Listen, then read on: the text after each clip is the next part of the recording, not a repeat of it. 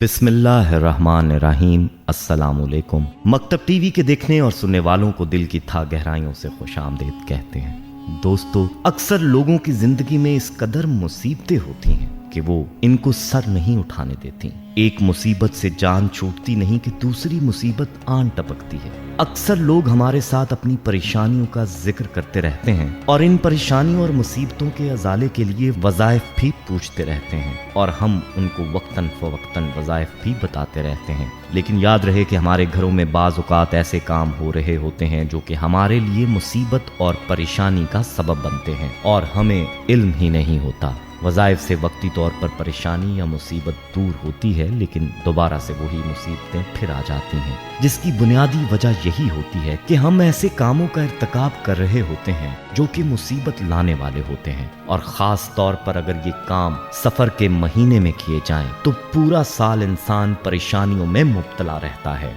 इसलिए कोशिश करें कि सफ़र के इस महीने में इन कामों से मुकम्मल इज्तनाब करें। हम आपको मुसीबत लाने वाले जिन 9 कामों के बारे में बताने वाले हैं वो काम हज़रत अली रज़ियल्लाहु ताला अन्हु से मनकूल हैं। ये 9 काम कौन से हैं, इस हवाले से हम आपको तफसील से बताएंगे। लेकिन प्यारे दोस्तों, इससे पहले कि आपको इस बारे में तफसीलात बताएं, आपसे गुजारिश है कि अपने चैनल मकतब टीवी को सब्सक्राइब कर लें और घंटी का बटन भी दबा दें ताकि आने वाली वीडियोस भी आपको नोटिफिकेशन के जरिए मिलती रहें। जज़ाक अल्लाह।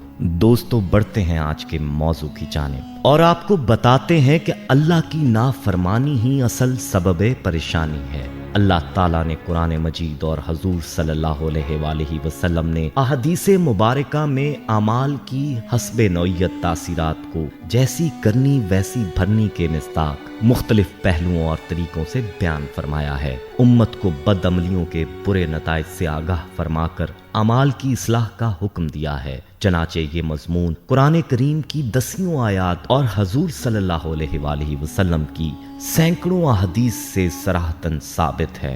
ये बात अल्लाह ताला ने सूरतुल शूरा में इन अल्फाज के साथ बयान फरमाई है। तर्जुमा: और तुमको जो कुछ मुसीबत पहुंचती है तो वो तुम्हारे ही हाथों के किए कामों से पहुंचती है और बहुत सारे गुनाहों से तो वो अल्लाह ताला दरगुजर कर देता है। अल शूरा आयत नंबर 30। दोस्तों, इन आयात से मालूम हुआ कि मुसीबत और फसाद का सबब खुद इंसान के अपने किए हुए बुरे अमाल हैं और ये भी बाआसानी समझ में आ रहा है कि अगर बुरे अमाल ना हो तो ये मसाइब, आफात और फसादात वगैरह भी ना होंगे। नतीजा यही निकला कि नाफरमानी सबब परेशानी और फर्मा बरदारी सबब सकून है। इसी तरह सूरतुल नहल में इरशाद बारी ताला है। तर्जुमा: जो कोई नेक काम करेगा, खा मर्द हो या औरत, बशर्त ये कि साहिब ईमान हो, तो हम उसे पाकीज़ा यानी उम्दा जिंदगी देंगे। इस आयत में अल्लाह ताला का फरमान है कि नेकी पुरसुकून जिंदगी का सबब है। चनाचे 2 चीज़ों ईमान और आमाल सालेह के मौजूद होने पर अल्लाह ताला ने हयात तैयबा यानी पुरलुत्फ और पुरसुकून जिंदगी अता फरमाने का वादा किया है। आम आदमी भी ये आयत पढ़कर ये नतीजा निकाल सकता है कि ईमान और अमाल सालेहा ना हो या कोई एक ना हो तो हयातुल तैयबा यानी पुरसुकून जिंदगी नसीब ना होगी, बल्कि परेशान जिंदगी नसीब होगी। और एक और जगह सूरत ताहा में इरशाद बारी ताला है। तर्जुमा: और जो शख्स मेरी नसीहत से आराज करेगा तो उसके लिए दुनिया और आखिरत में तंगी का जीना होगा। मतलब ये कि जिसने अल्लाह ताला के अहकाम की तामील ना की बल्कि नाफरमानी की तो अल्लाह ताला उस पर दुनिया की जिंदगी तंग कर देंगे।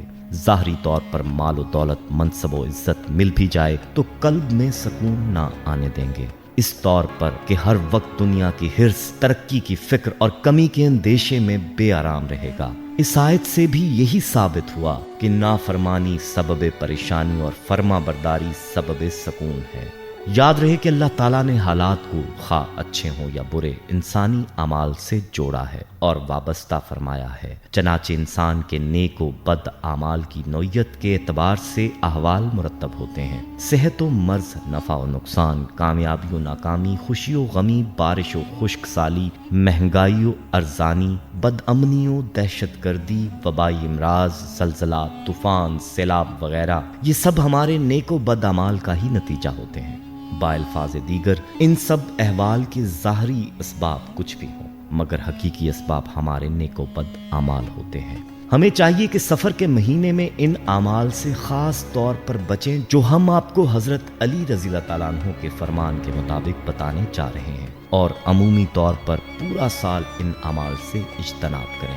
چلیے اب آپ کو حضرت علی رضی اللہ تعالیٰ عنہ کا فرمان بتاتے ہیں، اور یہ بتاتے ہیں کہ حضرت علی رضی اللہ تعالیٰ عنہ نے کون سے اعمال اور کاموں کے بارے میں خاص طور پر بتلایا کہ یہ ایسے اعمال ہیں کہ ان سے پریشانی فوراً آتی ہے۔ اس بارے میں حضرت علی رضی اللہ تعالیٰ عنہ کی یہ حکایت ملاحظہ فرمائیں۔ کہتے ہیں کہ ایک شخص حضرت علی رضی اللہ تعالیٰ عنہ کی خدمت میں حاضر ہوا اور کہنے لگا کہ اے امیر المومنین، زندگی میں پریشانیاں اور مصیبتیں کیوں آتی ہیں؟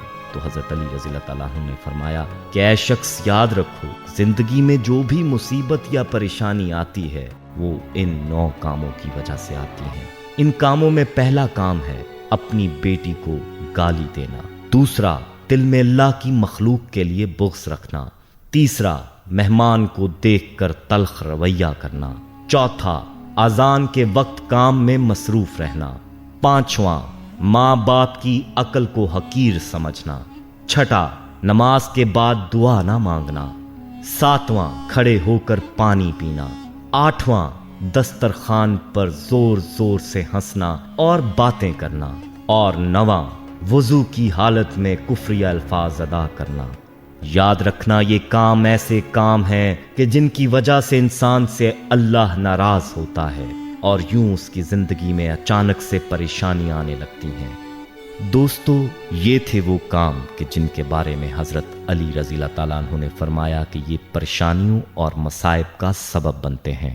یاد رہے کہ یہ سارے کام بھی اللہ کی نافرمانی ہی میں شمار ہوتے ہیں، اور جب انسان اللہ کی نافرمانی کرتا ہے تو پریشانیاں اور مصائب اس کا مقدر ہوتی ہیں۔ اس لیے ضروری ہے کہ اللہ اور اس کے رسول صلی اللہ علیہ وآلہ وسلم کی اطاعت گزاری کی جائے، اللہ اور اس کے رسول صلی اللہ علیہ وآلہ وسلم کی نافرمانی سے اجتناب کیا جائے، تاکہ گھر سے پریشانیاں اور مصیبتیں دور ہو پائیں۔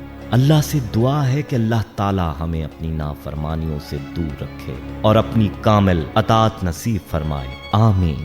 دوستو، آخر میں آپ کو پریشانیوں اور مصائب کے ازالہ کے لیے قرآن پاک کی ایک آیت اور ایک نبوی صلی اللہ علیہ وآلہ وسلم دعا بتاتے ہیں۔ اپنی مصیبتوں کو دور کرنے کے لیے اس دعا کو اپنے معمولات کا حصہ بنائیں تو اللہ کرم فرمائے گا۔ ہم آپ کو جس آیت کے بارے میں بتانے والے ہیں وہ آیت ہے اِنَّا لِلَّهِ وَإِنَّا إِلَيْهِ رَاجِعُونَ۔ اس آیت کو کلمہ استرجا بھی کہا جاتا ہے۔ یاد رہے کہ چھوٹی بڑی جانی مالی پریشانی کے موقع پر اس کلمہ استرجا کو پڑھنے کی تاکید، فضیلت اور ثواب کا تذکرہ باکثرت احادیث میں آیا ہے۔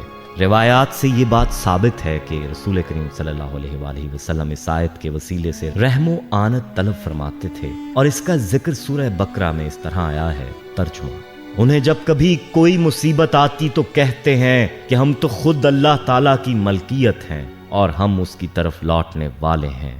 حضرت سعید بن مسیب رضی اللہ تعالیٰ عنہ کا کہنا ہے کہ حضرت عمر رضی اللہ تعالیٰ عنہ کے جوتے کا تسمہ ٹوٹ گیا تو آپ رضی اللہ تعالیٰ عنہ نے اِنَّا لِلَّهِ وَإِنَّا إِلَيْهِ رَاجِعُونَ پڑھا۔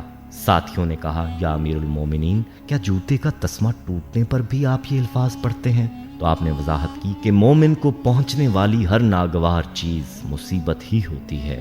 مذکورہ حدیث سے معلوم ہوا کہ اِنَّا لِلَّهِ وَإِنَّا إِلَيْهِ رَاجِعُونَ کو صرف افسوس کے موقع ہی پر نہیں پڑھنا چاہیے، بلکہ اس کو ہر مصیبت اور نقصان پر پڑھنا چاہیے۔ یاد رہے کہ احادیث میں اس آیت کے ساتھ ایک دعا بھی ملتی ہے، اور مصائب کی صورت میں اس آیت کے ساتھ اس دعا کو ملا کر پڑھنے کی تاکید فرمائی گئی ہے، اور اس دعا کی یہ فضیلت بتلائی ہے کہ اس دعا کے پڑھنے سے نہ صرف آپ کی مشکل اور مصیبت اللہ کے فضل سے دور ہو جاتی ہے، بلکہ آپ کی مشکل اور مصیبت کا اللہ تعالیٰ آپ کو بہتر نعم البدل عطا فرماتا ہے۔ اس دعا کے حوالے سے یہ حدیث پاک ملاحظہ فرمائیں۔ حضرت ام سلمہ رضی اللہ تعالیٰ عنہا فرماتی ہیں، میں نے حضور صلی اللہ علیہ وآلہ وسلم سے سنا، جب کسی بندے کو تکلیف یا مصیبت پہنچے اور وہ یہ کہے اِنَّا لِلَّهِ وَإِنَّا إِلَيْهِ رَاجِعُونَ، تو اللہ تعالیٰ اسے مصیبت کا اجر اور اس کا نعم البدل عطا فرماتے ہیں۔ باروایت صحیح مسلم حدیث نمبر 918۔ حضرت سعید بن جبیر رضی اللہ تعالیٰ عنہ فرماتے تھے، اس امت کو مصیبت کے موقع پر جو کلمہ استرجا دیا گیا ہے، اس سے پہلے کسی امت کو یہ نہیں ملا۔ اس لیے چاہیے کہ اپنے مصائب و آلام میں اس دعا کو ضرور پڑھا کریں، اللہ پاک ضرور کرم فرمائے گا۔